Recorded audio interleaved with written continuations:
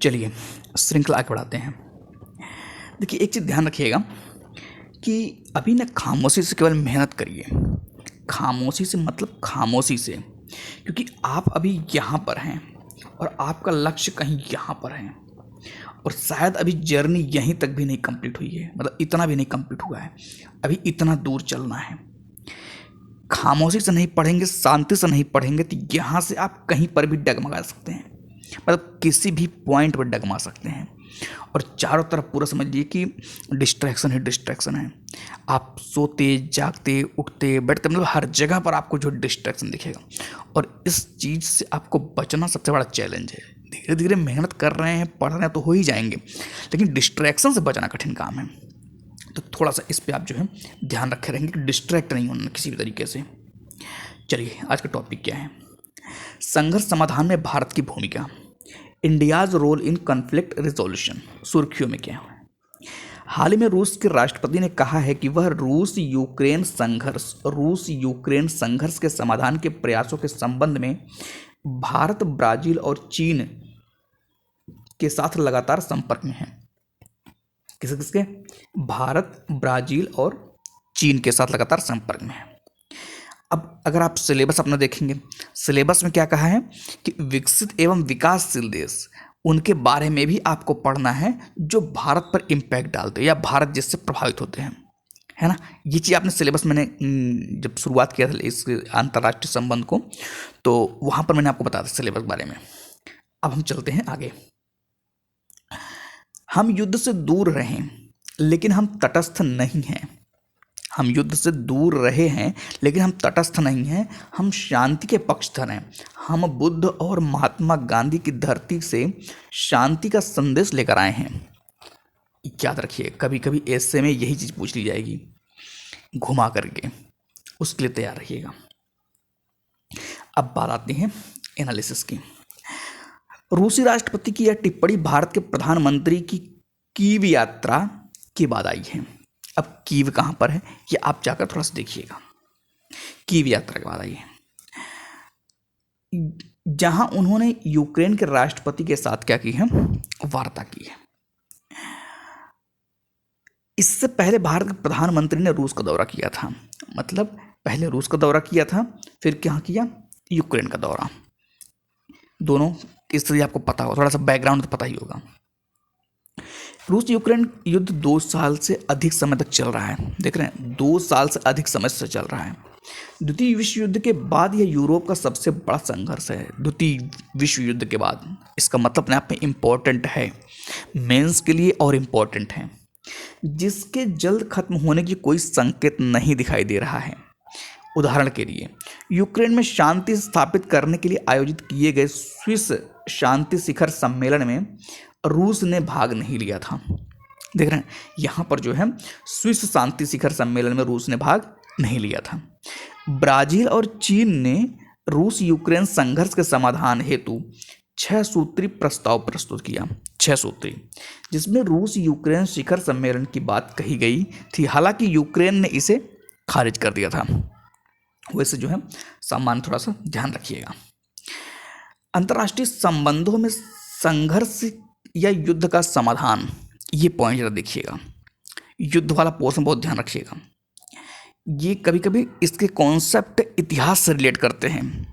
कई बार आप देखेंगे कि जो वर्तमान में जो कॉन्सेप्ट चला है इसके इतिहास से कुछ लिंक आपको दिखाई देता होगा, तो इसलिए थोड़ा सा इसके लिए ध्यान रखिए। कई बार तटस्थ तृतीय पक्षों द्वारा कूटनीतिक वार्ता और मध्यस्थता की जाती है। तटस्थ मतलब कि जिसका कोई मतलब नहीं युद्ध से, वो क्या करते हैं आकर के कूटनीतिक वार्ता और मध्यस्थता करते हैं। ये बात थोड़ा सा जो है ध्यान रखिएगा। उसके बाद उदाहरण के लिए क्या है, कतर ने इजराइल हमास संघर्ष में बंधकों की अदला बदली सुनिश्चित करने में महत्वपूर्ण भूमिका निभाई थी। क्या कहाँ बात हुई? कतर की बात हो रही है। कतर ने इजराइल और हमास, देख रहे ना, एक पॉइंट ये ध्यान रखिएगा। ये एग्जाम्पल जरूरी है, कहीं पर भी आपको कोट करने काम आ जाएगा। अंतर्राष्ट्रीय संगठन और फोरम संघर्षरत पक्षों के बीच संवाद को सुविधाजनक बनाते हैं। जैसे एग्जाम्पल तौर पर देखिए, भारत और पाकिस्तान के बीच सिंधु जल संधि 1960 में विश्व बैंक की मध्यस्थता हुई थी। ये भी ध्यान रखिए, ये एग्जाम्पल एग्जाम्पल बहुत जरूरी है। उसके बाद आर्थिक प्रतिबंध संघर्षरत पक्षों के व्यवहार को प्रभावित करते हैं। एग्जाम्पल क्या कर रहा है, आर्थिक प्रतिबंध, देख रहे हैं ना आप, आर्थिक प्रतिबंध मतलब कुछ बाउंडेशन लगा देना पैसे से रिलेटेड, आर्थिक मतलब अर्थव्यवस्था, संघर्षरत पक्षों के व्यवहार को प्रभावित करते हैं। अब देखिए एग्जाम्पल तौर पर संयुक्त राष्ट्र चार्टर के अनुच्छेद 41 के तहत संयुक्त राष्ट्र सुरक्षा परिषद के पास प्रतिबंध लगाने का अधिकार है, देख रहे हैं ना। उसके बाद क्या पॉइंट है कि यूएन शांति स्थापना मिशन और बहुराष्ट्रीय सुरक्षा बलों द्वारा हस्तक्षेप, यूएन इंपॉर्टेंट, शांति स्थापना मिशन और बहुराष्ट्रीय सुरक्षा बलों द्वारा हस्तक्षेप, इसमें क्या है एग्जाम्पल देखिए, भारत ने लेबनान, सूडान, दक्षिण सूडान, गोलन हाइट्स और आइवरी कोस्ट में संयुक्त राष्ट्र के शांति मिशनों में योगदान दिया है। ये भी याद रखिए, ये सब निबंध के लिए तो एकदम समझिए फेवरेट पॉइंट है, निबंध के लिए, कभी कभी इथिक्स के लिए, ये सब मतलब आप कहीं कहीं कोट करेंगे। विवाद निपटान के लिए अंतर्राष्ट्रीय न्यायालय जैसे कानूनी तंत्र, किसके लिए, विवाद निपटान के लिए। उदाहरण के लिए अंतर्राष्ट्रीय न्यायालय आईसीजे ने एक सलाहकारी राय जारी की कि यूनाइटेड किंगडम को चागोस द्वीप समूह पर अपना नियंत्रण छोड़ देना चाहिए। मतलब कि अगर ये एक इमेज आपके दिमाग में होना चाहिए कि चागोस द्वीप समूह पर यूके का नियंत्रण था, इमेज बना रहनी चाहिए। उसके बाद क्या पॉइंट है, यूक्रेन के संबंध में भारत का रुख। अब ये ओपिनियन देखिएगा, भारत का क्या स्थिति है, क्या स्टैंड है। भारत हिंसा और शत्रुता को तत्काल समाप्त करने पर जोर दे रहा है। हिंसा और शत्रुता शब्द ध्यान रखिएगा, लिखेंगे मेंस में शब्द नहीं मिलेंगे आपको खुद अंदाज देख लीजिएगा। उसके बाद क्या पॉइंट, भारत का मानना है कि वैश्विक व्यवस्था कानून, संयुक्त राष्ट्र चार्टर और क्षेत्रीय अखंडता एवं संप्रभुता का के सम्मान पर टिकी हुई है। ये भी थोड़ा सा ध्यान रखिएगा। भारत संघर्ष की स्थिति में मानवीय सहायता पर जोर देता रहा है। मानवीय सहायता शब्द, भारत संघर्ष के समाधान के लिए वार्ता और कूटनीति, देख रहा ना, एक तो वार्ता करेंगे, कूटनीति स्ट्रेटजी वाला पॉइंट, ये थोड़ा सा ध्यान रखिएगा। उसके बाद क्या पॉइंट है कि वैश्विक संघर्षों के समाधान में सक्रिय मध्यस्थ के रूप में भारत की उभरती भूमिका। अब ये पॉइंट यहाँ पर देखिएगा कि भारत के बारे में क्या स्थिति है। भारत एक सक्रिय मध्यस्थ के रूप में, अब आप इसकी पुष्टि करेंगे, ये तो पता चले, ये पॉइंट याद रखिएगा, भारत एक सक्रिय मध्यस्थ के रूप में, ये पॉइंट तो याद रखिए, लेकिन अब इसका पुष्टि कैसे करेंगे इसको देखिएगा। भारत की कूटनीति पहले की तुलना में अधिक सक्रिय हो गई है। इससे अंतर्राष्ट्रीय संबंधों में घनिष्ठता लाने और क्षेत्रीय विवादों को सुलझाने में एक भरोसेमंद मध्यस्थ के रूप में भारत का महत्व बढ़ा है। उदाहरण के लिए 2018 में भारत के कूटनीतिक प्रयासों के चलते दिल्ली से तेल, देख रहे ना, दिल्ली से तेल अवीव कहाँ पर, इजराइल में, अवीव के लिए उड़ानों हेतु सऊदी हवाई क्षेत्र के उपयोग पर लगे 70 साल पुराने प्रतिबंध को समाप्त कर दिया गया था। ज्ञातव्य है कि सऊदी अरब ने इजराइल के लिए उड़ानों हेतु सऊदी हवाई क्षेत्र के उपयोग पर प्रतिबंध लगाया हुआ था। आराम से एग्जाम्पल बस ध्यान रखिएगा। उसके बाद क्या है, विदेश नीति के प्रति भारत का 5 इसमें क्या है, सम्मान, संवाद, सहयोग, शांति और समृद्धि। 5 याद रखिए, 5 दृष्टिकोण। ये क्या है, यह दृष्टिकोण भारत की स्वतंत्र विदेश नीति का प्रतीक है। भारत की स्वतंत्र विदेश नीति का प्रतीक है और शांति हेतु मध्यस्थता के लिए भारत को विशिष्ट रूप से प्रस्तुत करता है। एक पॉइंट ये ध्यान रखिए कि अब आपके दिमाग में फिक्स रहना चाहिए, जैसे लगे विदेश नीति के प्रति भारत का 5 से, विदेश नीति के प्रति तुरंत ये पॉइंट आपके दिमाग में क्लिक होना चाहिए। उसके बाद क्या है कि भारत का दृढ़ विश्वास है कि संवाद और कूटनीति ही संघर्ष से बाहर निकलने का मार्ग है। एग्जाम्पल तौर पे CNN की एक रिपोर्ट के अनुसार भारत के प्रधानमंत्री ने विश्व के अन्य नेताओं के साथ मिलकर 2022 में कीव पर मास्को द्वारा परमाणु हमले को रोकने में महत्वपूर्ण भूमिका निभाई थी। अब ये न्यूज देखिए ऑथेंटिक है, विजन आईएएस में है, तो आपको संदेह नहीं करना है, यही उठा करके आपको यूज करना है कि भारत ने यहाँ पर भूमिका निभाई थी।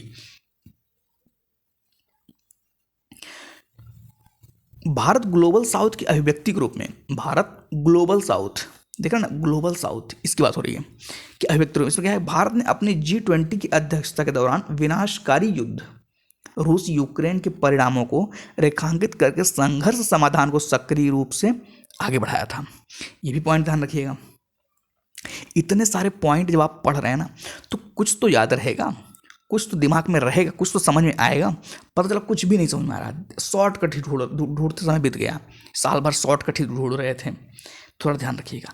वसुधैव कुटुंबकम भारत का प्राचीन दर्शन और शांति के पैरोकार के रूप में समृद्ध इतिहास।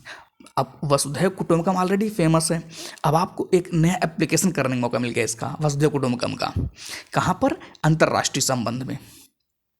ये वैश्विक मामलों में भारत को एक मध्यस्थ और सुलहकर्ता के रूप में विशिष्ट रूप से प्रस्तुत करते हैं। उदाहरण के लिए, भारत ने अपने इतिहास में कभी भी सैन्यवाद और युद्ध के सिद्धांत को नहीं अपनाया है। क्या क्या? सैन्यवाद और युद्ध के सिद्धांत को नहीं अपनाया भारत ने अपने इतिहास में। कितना बढ़िया एग्जाम्पल है। एक मतलब आपको निबंध लिखना पड़ जाए ऐसे चीज़ों पर, तो आपको ये सब लाइन बहुत मतलब एक तरह से समझिए कि आभूषण तरह काम करते हैं। आभूषण समझते हैं ना, कि शोभा बढ़ा देगा, तो ऐसे ऐसे लाइन जब आप यूज करते हैं।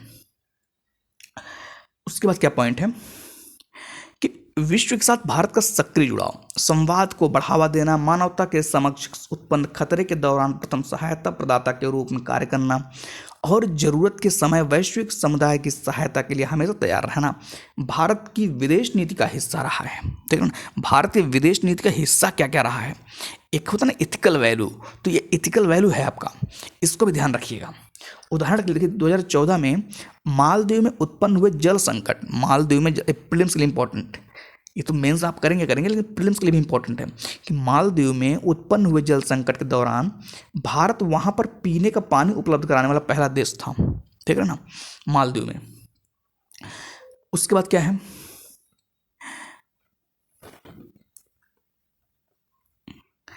इस नई पहचान ने भारत को संघर्ष को सुलझाने में अपनी स्थिति का लाभ उठाने में मदद की है। अब देखिए, संघर्ष के समाधान का अनुभव, ये पॉइंट ध्यान रखिए, संघर्ष के समाधान का अनुभव। शब्द देखते रहिए, शब्द और ये पॉइंट यही काम आएंगे।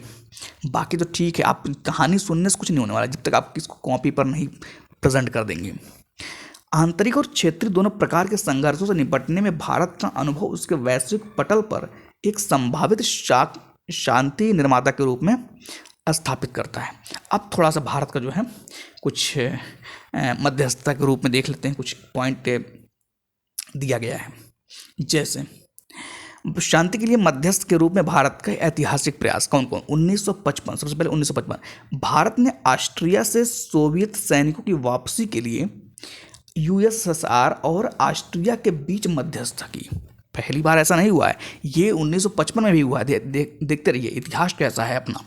भारत का इतिहास जब तक नहीं जानेंगे तब तक आप कैसे बताएंगे कि हमारे क्या उपलब्धियां रही हैं या हमारे योगदान वैश्विक स्तर पर कैसे रहे हैं। तब आप कैसे इसको रिप्रेजेंट करेंगे, कैसे उसको पुष्टि करेंगे, तो ये थोड़ा ध्यान रखिएगा। साथ ही भारत ने ऑस्ट्रिया को स्वयं को एक तटस्थ देश घोषित करने के लिए उससे संवाद भी किया था। तटस्थ देश घोषित करने के लिए, ये देखिए अचीवमेंट इसको बोलते हैं। उसके बाद 1956 की बात है, भारत ने कोरियाई संकट में मध्यस्थता की थी। कहाँ पर? कोरियाई संकट में संयुक्त राज्य अमेरिका, चीन और यूएसआर को शामिल किया गया था। उसके बाद 1950 और 60 के दशक क्या हुआ, भारत वियतनाम युद्ध में पर्यवेक्षण एवं नियंत्रण के लिए अंतर्राष्ट्रीय आयोग का सह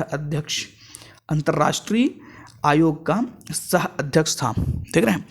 उसके बाद 1979 में कुछ योगदान देखिए कि भारत के वित्त मंत्री ने अपनी चीनी यात्रा रद्द कर दी थी और चीन की आक्रामकता पर सक्रिय रूप से वियतनाम का समर्थन किया था। चीन का नहीं किया, ध्यान रखिएगा, किसका किया था? वियतनाम का समर्थन किया था। ये भी आपको पता होना चाहिए। जब कभी ऐसे मुद्दे, अभी तो ये तो अंतर्राष्ट्रीय संबंध तो आपको याद रहेंगे, जब ये कहानियाँ आप समझे रहेंगे तब जाकर के कहीं पर आप पुष्टि करने में आसानी रहेगी। ना पता चला कि पुष्टि नहीं कर पा रहे हैं उस चीज़ को, थोड़ा सा इसको भी ध्यान रखिएगा। उसके बाद क्या आता है कि वैश्विक संघर्षों के समाधान में मध्यस्थ के रूप में भारत की भूमिका के समक्ष बाधाएं। अब जब भारत मध्यस्थ करता है किसी समस्या के समाधान के लिए, तो उस समय भारत को समस्याएं कौन कौन आती हैं, ये इंपॉर्टेंट ध्यान रखिएगा कि भारत को समस्याएं कौन कौन आती हैं। देखिए, सबसे पहले क्या है? कूटनीतिक साझेदारियां। इसमें क्या होता है? विश्व के विविध देशों के साथ भारत की रणनीतिक साझेदारी कथित तौर पर उसके तटस्थता के रुख को सीमित करती है। भाई कहीं कहीं पर साझेदारी होती है ना रणनीतिक रूप से, वो इंपॉर्टेंट हो जाता है वहाँ पर। एग्जाम्पल तौर से रूस यूक्रेन संघर्ष के मुद्दे पर रूस के खिलाफ लाए गए संयुक्त राष्ट्र के संकल्पों पर भारत का अनुपस्थित रहना। भारत वहाँ पर उपस्थित नहीं था, मतलब रूस के खिलाफ लाया जा रहा है, कहाँ पर? संयुक्त राष्ट्र में। ठीक है, ये थोड़ा सा ध्यान रखिएगा। उसका क्या है कि क्षेत्रीय प्रतिद्वंदिता, इसमें क्या है? पड़ोसी देशों के साथ भारत का तनाव उसकी मध्यस्थ की भूमिका को प्रभावित करता है। किसके साथ? पड़ोसी देशों के साथ भारत का तनाव। ये तो आपको पता ही है कि पड़ोसी देशों के साथ भारत का तनाव रहता है, तो ये उसकी मध्यस्थता को जो है प्रभावित करता है। एग्जाम्पल तौर देखिए, भारत पाकिस्तान के बीच शत्रुतापूर्ण संबंध अफगानिस्तान में शांति स्थापित करने में भारत की भूमिका क्या करते हैं? जटिल बनाते हैं। देख रहे ना, होता क्या है कि भारत किसी देश के बीच में किसी देश के लिए हस्तक्षेप करे, इससे महत्वपूर्ण क्या होता है कि भारत का अपना पड़ोसी संबंध भी तो सही होना चाहिए। पता चला कि भारत जाके कहीं पर कूद गया और पता चला पड़ोसी इधर से डिस्टर्ब हो गया और विवाद पैदा हो गया। ये आप समझ रहे होंगे ये सब चीज़ें। बस एक आपको जो है ना एक प्लानिंग वे में चीज़ें मिलनी चाहिए, और ये करंट अफेयर आपको दिख रहा है। आप यही रिवीजन करेंगे, यही मटेरियल रिवीजन करेंगे, हमको भी पता है, ऐसा नहीं कुछ नया पढ़ने जाएंगे। आर्थिक प्राथमिकता, इसमें क्या? कूटनीतिक प्रयासों को आर्थिक हितों के साथ संतुलित करना भारत की मध्यस्थता कार्रवाई को बाधित करता है। उदाहरण के लिए इरान से भारत का तेल आयात मैटर करता है। संबंध कैसे होते हैं देख रहे हैं ना? आर्थिक हित को संतुलित करना, ये इंपॉर्टेंट हो जाता है।